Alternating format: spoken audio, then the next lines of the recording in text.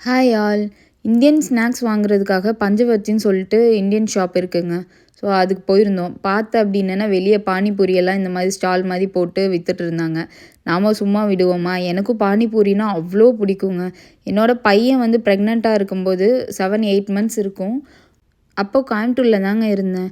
So தனியாக வந்து நானே பஸ் பிடிச்சிட்டு போய் அங்கே அகர்வால் ஸ்வீட்ஸுன்னு சொல்லிட்டு ஒரு கடை இருக்குது. அங்கே நிற்கிறதுக்கே இடம் இருக்காதுங்க. பானிபூரி சாப்பிட்டுட்டு வருவேன். இங்கே நாங்கள்லாம் சாப்பிட்றோன்னு சொல்லிட்டு என் பொண்ணுக்கு நான் பானிபூரி கொடுத்து பழக்கினதே இல்லை. இதான் ஃபஸ்ட் டைம் அவள் சாப்பிட்றா.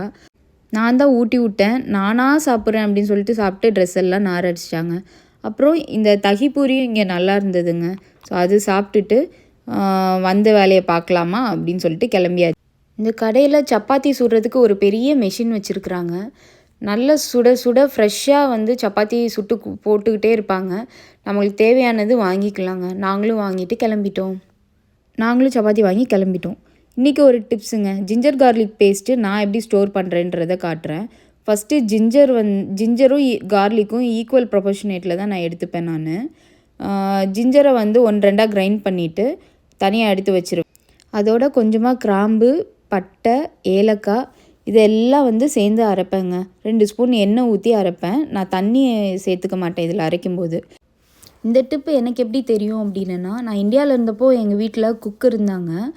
அவங்க வந்து சொல்லுவாங்க, நான் பாயம்மா வீட்டிலேருந்து கற்றுக்கிட்டேம்மா, நல்லா இருக்கும் அப்படின்னு சொல்லிட்டு சொல்லுவாங்க. ஸோ ஆல்ரெடி ட்ரை பண்ணி பார்த்துருக்கோம் இந்தியாவில் இருந்தப்பையும். இங்கே வந்து பார்த்தீங்க அப்படின்னா ஜிஞ்சர் கார்லிக் பேஸ்ட்டு ரெடிமேடாக வாங்கினேன் அப்படின்னா ரொம்ப வினிகர் ஊற்றி ஒரு மாதிரி ரொம்ப புளிச்ச டேஸ்ட்டாக இருக்குங்க.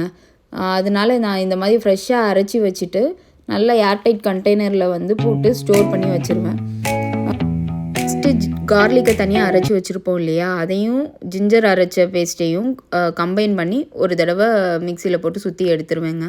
அவ்வளோதான், ரெண்டுமே கம்பைன் ஆயிரும்.